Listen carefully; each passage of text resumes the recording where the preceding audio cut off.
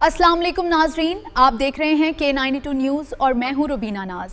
चलते हैं इलाकाई खबरों की तरफ। Pakistan business leaders summit 2026 Karachi में कामयाबी से मुनक्किद मईशत सरमायाकारी और सनती तरक्की पर अहम मकालमा।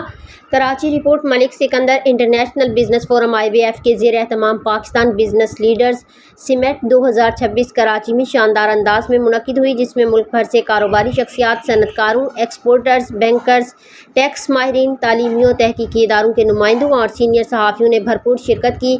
तकरीब के मेहमान खसूसी गवर्नर सिंह निहाल हाशमी थे, जिन्होंने अपने खिताब में हुकूमत की कारोबार दोस्त पॉलिसियों, सनती जोन्स की सहूलियात और बरामदात में इजाफे के लिए किए जाने वाले इक़दामात पर रोशनी डाली।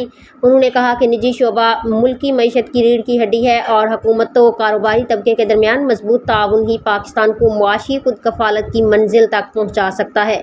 समिट के दौरान पाकिस्तान में सरमायाकारी के मौक़े और चैलेंजेस, एक्सपोर्ट ओरिएंटेड इंडस्ट्री को आलमी मंडी में मज़ीद मसाबकती बनाने, डिजिटल इकॉनमी, SMEs और नौजवान कारोबारी अफराद के किरदार पर तफसीली सेशंस मुनक़िद किए गए, जिनमें माहिरीन ने अपनी आरा और तजावीज़ पेश की।